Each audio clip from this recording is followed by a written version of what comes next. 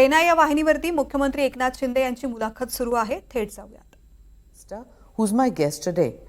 In the 2024 polls, out of a total of 48 seats, the Congress party, which had not got a good showing in 2019, got the largest share of 13. The Shiv Sena won 7, and the Shiv Sena of Uddhav Thackeray won 9. The BJP also won 9. The Sharad Pawar-led NCP-SP won 8, and the NCP just 1. The splintered vote has everyone guessing of which way the electorate of Maharashtra will vote in the upcoming state elections.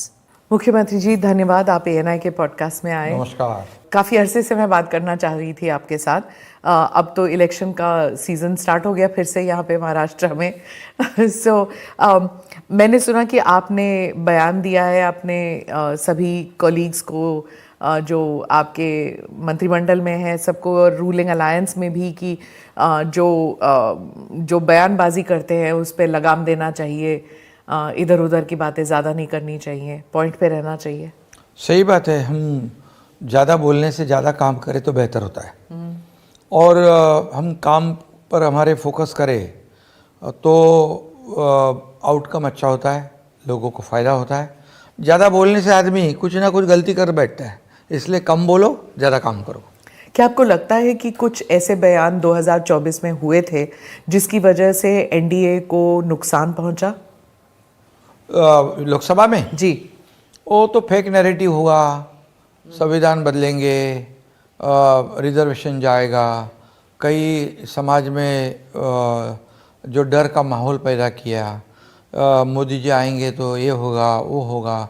और ये जो fake narrative जो है उसका penetration बहुत deep तक गया और लोगों के एक जहान में एकदम ऐसा बैठा कि जो बात होने वाली नहीं थी. संविधान तो बाबा साहब अम्बेडकर जी ने बनाया और हमारा संविधान जब तक, मैं हमेशा कहता हूँ, जब तक सूरज चांद रहेगा तब तक बाबा साहब का संविधान बना रहेगा. लेकिन लोगों में इतना उन्होंने स्प्रेड किया और आदिवासी हो, मुस्लिम हो, कई लोग हो, दलित हो, इनको थोड़ा जो गलत तरीके से लोकसभा का चुनाव जो है उन्होंने अपने अपने लोगों को सब जगह पर सभा लेकर, मीटिंग लेकर, छोटी छोटी मीटिंग लेकर सब ये फैलाकर लोगों से वोट लिया है. देखिए, एक ही बार कोई भी इंसान एक बार गुमराह हो सकता है, फंस सकता है, बार बार नहीं. अभी इसमें सब अलर्ट हो गए विधानसभा चुनाव में. तो जो आप कह रहे हैं कि लोग बहकावे में आ गए, उनकी तरफ से जो बयान, लेकिन बीजेपी के लोग उन्होंने भी तो बयान दिए थे कि हाँ 400 पार जाएंगे, तो लोगों के मन में आशंका पैदा हो गई थी कि 400 का क्यों था. हाँ, 400 पार के वजह से, नारे के वजह से थोड़े कार्यकर्ता भी रिलैक्स हो गए. 400 पार आने वाले, और कुछ ऐसे हमारे लोगों ने कहीं पर ऐसा बयान देकर लोगों को लगा नहीं ये तो बात सही है, 400 पार हो जाएंगे तो ये होगा, इसलिए एक डर का माहौल पैदा हुआ था. लेकिन लोकसभा का चुनाव एक अलग मेथड होता है, अलग उसके स्टैटिस्टिक्स होते हैं, और विधानसभा के अलग होते हैं. तो निश्चित रूप से वो चुनाव तो अभी गया, चुनाव हो गया, बात गई, अभी हम उसको भूल गए. तो ये आरक्षण का मसला और संविधान का मसला, जो नुकसान एनडीए और आपकी गठबंधन को पहुंचा था 2024 के लोकसभा इलेक्शन में, क्या विधानसभा इलेक्शन में उसका असर बिल्कुल नहीं होगा? विधानसभा का चुनाव जो है वो लोकलाइज होता है, स्टेट लेवल का होता है, और उसमें जो सेंटर के मुद्दे होते हैं वो नहीं होते. संविधान की बात स्टेट इलेक्शन में नहीं होगी. कई रिजर्वेशन जो है कॉन्स्टिट्यूशन ने दिए हुए हैं, उसको राज्य सरकार के अधिकार ही नहीं है. तो ये मुद्दे वो इसमें वापस रिपीट नहीं कर सकते. मराठा आरक्षण से ओबीसी कोटा में कोई फर्क नहीं पड़ेगा, ये आपने बयान दिया है, इसको थोड़ा इलैबोरेट करेंगे? हाँ बिल्कुल. मराठा रिजर्वेशन जो है, ये मराठा समाज सोशली, एजुकेशनली बैकवर्ड है, इकोनॉमिकली बैकवर्ड है, और इसीलिए देवेंद्र जी की सरकार जब थी तब मैं भी उसी सरकार में था, तो मराठा रिजर्वेशन दिया. हाई कोर्ट ने भी उसको वैलिड किया. लेकिन दुर्भाग्य से सरकार बदल गई, दूसरे महाविकास आघाड़ी की सरकार आ गई और वहाँ पर सुप्रीम कोर्ट में जो एविडेंस देने थे, जो इसके बारे में ये मराठा समाज कैसे बैकवर्ड है, इसका बैकवर्डनेस प्रूव करने के लिए जो करना चाहिए था वो महाविकास आघाड़ी सरकार उसमें फेल्योर हो गई और नहीं कर पाए, और इसलिए वो रिजेक्ट हो गया। और रिजेक्ट करने के बाद कुछ ऐसे मुद्दे उस जजमेंट के दरमियान आए कि कोर्ट का कहना था कि इसको तो पहले आप बैकवर्डनेस इसका प्रूव करो, जो हमारी सरकार आने के बाद तुरंत हमने शुरू किया। मैंने तो जाहिर सभा में कहा था कि मराठा रिजर्वेशन हम देंगे, छत्रपति शिवाजी महाराज जी की कसम खा के मैंने कहा था। विशेष अधिवेशन स्पेशल असेंबली हमने सेशन बुलाया और 10% रिजर्वेशन दिया। अभी हाई कोर्ट में वही लोग गए जो रिजर्वेशन उनके हाथ में था देना, उन्होंने वो रिजर्वेशन दिया नहीं, सिर्फ मराठा समाज को राजनीति के लिए इस्तेमाल किया। ये दुर्भाग्य है। पर कई लोग कहते हैं कि जो मराठा समाज है, समृद्ध समाज है, उनको रिजर्वेशन की क्या ज़रूरत है? देखिए, ये तो जो बात है जब डीप में स्टडी करेंगे तो पता चलेगा। अबे हमारे जैसे लोग कहाँ से आए, संघर्ष करके आए, लेकिन कितने गिने चुने लोग समृद्ध हैं, कितने गिने चुने लोगों का शुगर फैक्ट्री है, कितने जो गिने चुने लोगों की इंडस्ट्री है, वो इतने हैं। और जो गरीब सब तबका है वो इतना बड़ा है। आज माथाड़ी वर्कर, ऊस तोड़ कर्मचारी, मेरी महिलाएं जो घर काम करने वाली महिलाएं, हमारी बहनें हैं, डब्बे वाले लोग हैं, और जितने सुसाइड हुए हैं अभी, उसमें मेजॉरिटी सुसाइड मराठा समाज की है। अभी जो इस दरमियान आंदोलन दरमियान 400 से आप सुसाइड मतलब किसान के सुसाइड जो है विदर्भ मराठवाड़े में ज़्यादा मराठा है। तो क्यों, अगर समृद्ध होते तो आत्महत्या क्यों करता है आदमी? आत्महत्या कब करता है? वो आखिरी रास्ता होता है। तो ये सब समझने, फिर हमने उसका डेटा बेस तैयार किया, एम्पिरिकल डेटा कलेक्ट किया, ये सोशली एजुकेशनली मराठा समाज कैसे बैकवर्ड है, और उसको हमने बैकवर्ड कमीशन उसका रिस्ट्रक्चरिंग किया, और इतने लोग, लाखों लोगों को काम पे लगाया जो मराठा समाज को कैसे वो बैकवर्डनेस है वो हमने प्रूव किया। और अभी हमने दे दिया 10%। हमने जो कुनबी सर्टिफिकेट नहीं मिलता था वो भी जस्टिस शिंदे कमेटी हमने गठित की, उसको देना शुरू हो गया। कानून में था, रूल्स में था, लेकिन दे नहीं रहे थे। क्यों? वो उनको देना चाहिए, उनका ये भी ओबीसी समाज, वोट बैंक नहीं है इसलिए नहीं। वो क्या, पहले के राजनीति जो है वो तो वैसी राजनीति हम नहीं करते। क्या चुनाव के लिए इस्तेमाल करना, उनके वोटों को इस्तेमाल करना, उनको छोड़ देना, ऐसा काम हमारा नहीं है। जो हमारी देखो, इलेक्शन आते जाते, सरकारें बदलती है, जाती है, आती है, लेकिन समाज में जो है आज लड़ाई हो रही है ओबीसी और मराठा में, जो संघर्ष हो रहा है, ये महाराष्ट्र के लिए अच्छा नहीं है।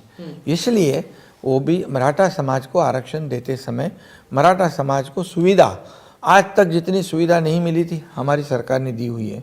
5000 लोगों का सिलेक्शन हुआ था, सुप्रीम कोर्ट ने रिजेक्ट करने के बाद वो 5000 लोग लटक गए, उनको अपॉइंटमेंट देने का काम हमारी सरकार ने किया। और इसीलिए हम यही चाहते हैं कि मराठा समाज को सुविधा देना, ओबीसी समाज का नुकसान नहीं करना, दोनों समाज को फ़ायदा होगा, तो ही लोग महाराष्ट्र में साथ साथ में रहेंगे, आगे बढ़ेंगे। ये हमारी भूमिका है।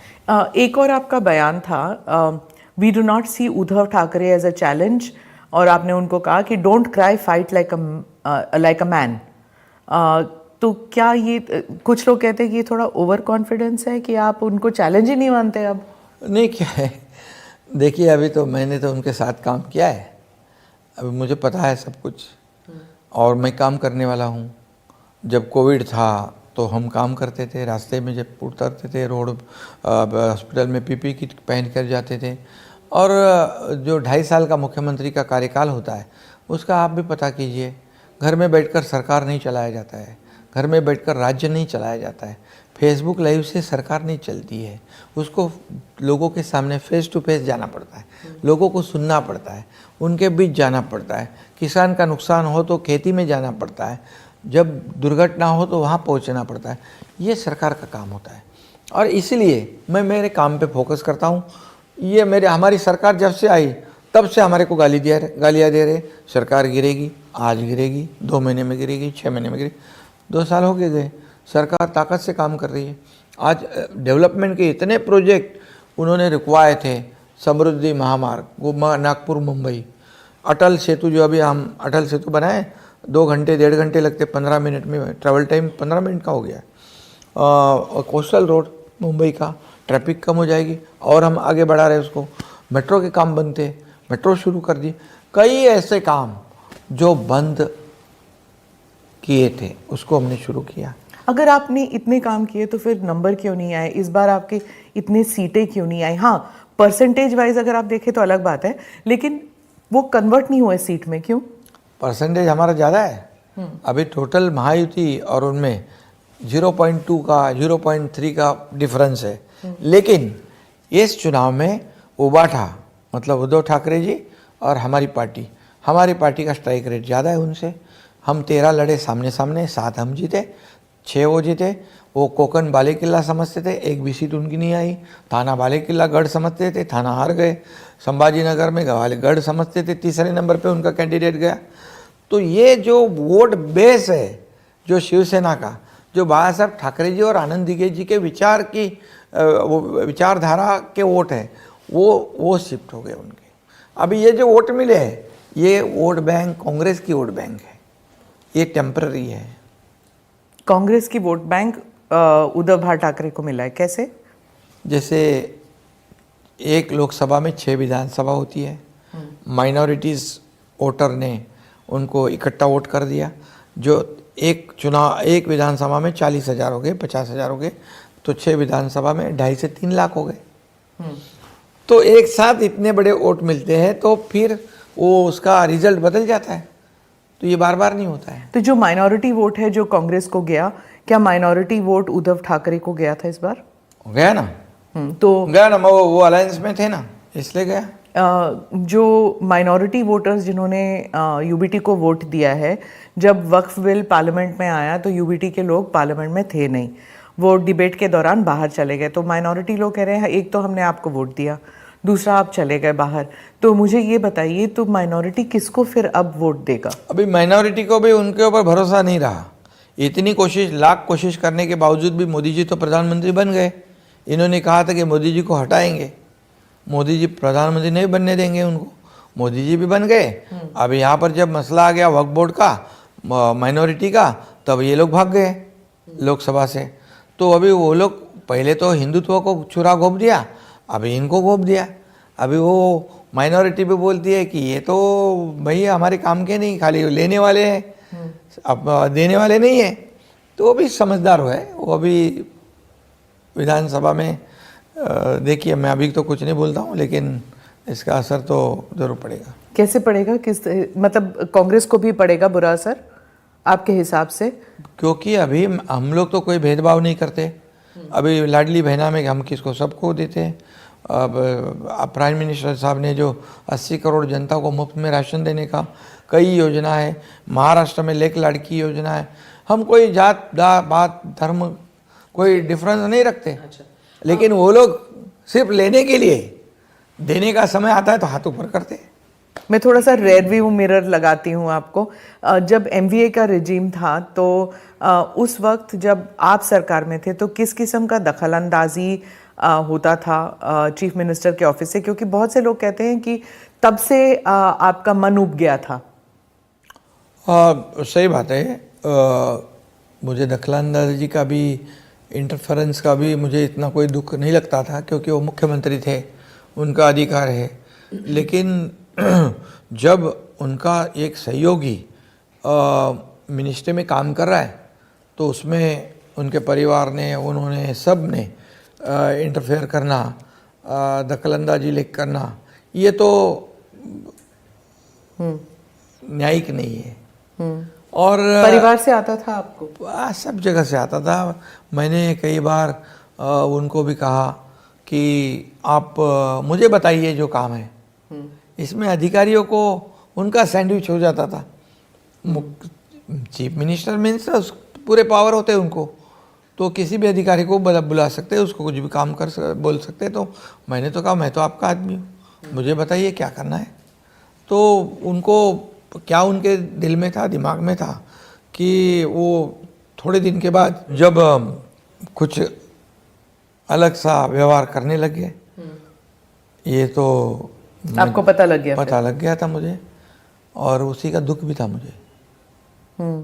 परमबीर सिंह ने कहा, आईपीएस अफसर, उन्होंने कहा कि एमवीए के दौरान ठाकरे साहब जो चीफ मिनिस्टर थे Uddhav, Sharad Pawar and home minister जो अनिल देशमुख थे, वो आपको they wanted to book you and arrest you also, and और देवेंद्र फडणवीस को भी, पर लेकिन देवेंद्र फडणवीस जी जो हैं वो ऑपोजिशन में थे, आप उन्हीं की सरकार में थे और आपको अरेस्ट करने की कोशिश कर रहे थे वो। ये इसी का तो दुख है मुझे, क्योंकि देवेंद्र जी और कई लोगों को अरेस्ट करवाने की तो उन्होंने सोच ली थी, क्योंकि ये तो मेरे सामने बात हुई थी। तो उनको अरेस्ट करने के बाद बीजेपी बैकफुट पे चली जाएगी, बीजेपी के एमएलए टूट जाएंगे, एमयूए में आएंगे, एमयूए मजबूत होगी। और तब मैंने कहा था ये तो ठीक नहीं है, तो नहीं ये सब ठीक है, वो हमें तकलीफ देते हैं तो हमें ये सब करना है, हम करेंगे। अर्बन लैंड सीलिंग का वो केस था, ये जो जब मुझे ये पता चला कि वो तो ठीक है, विपक्ष के लोग थे, अपोजिशन के लोग थे, उनके बारे में सोच रहे थे, लेकिन जब उनके ही साथ काम करने वाला एकनाथ शिंदे, उनका 25-30 सालों से सहयोगी रहा है, 40 सालों से मैं शिवसेना का काम कर रहा हूँ, उसका नाम उसके अंदर इन्वॉल्व करो और उसके ऊपर जो कार्रवाई है वो करने की सोचना, ये तो बहुत। ये आपको कब पता लगा? उस वक्त पता लगा? उस वक्त मुझे भनक तो आई थी, क्योंकि अधिकारी जो लोग हैं, जो ऑफिसर्स हैं, उनके जब मेरे पास आते थे स्टेटमेंट के लिए या कुछ पूछने के लिए, तब मुझे पता चलता था। मैंने बोला भी उनको कि देखो, मैं ये डरने वालों में से मंत्री नहीं हूँ, और मैं किसी को डरता नहीं है, और मेरे लिए कोई ऐसा काम सोचे तो मैं मेरी ताकत और बाला साहब ठाकरे जी के जो विचार हैं, जो दिगे साहब ने मुझे सिखाया है, वो मैं करूँगा। ऐसा मैं गुस्से में तब मुझे थोड़ा पता चला था, लेकिन जब मैं मुख्यमंत्री बन गया तब मुझे जानना था कि क्या हकीकत है। फिर वो बुलाया तो बोले वहाँ से हम क्या है, हमें तो बता ऊपर दिया से आदेश था। हाँ, ये बहुत दुख की बात है, ये बहुत मतलब मेरे लिए शॉकिंग थी ये बात थी। इससे पहले मेरी सुरक्षा के बात भी उन्होंने, जब मैं गढ़चिरौली का पालक मंत्री था, गार्जियन मिनिस्टर था, तब मुझे कुछ धमकियाँ आई थी नक्सलियों से, क्योंकि मैंने नक्सलियों को लगभग ख़त्म करने का काम कर दिया था। वहाँ इंडस्ट्री नहीं आ रही थी, इंडस्ट्री शुरू कर दी मैंने। आज देखो इंडस्ट्री जा रही है, भाग रहे वहाँ पर, चलो चलो चलो।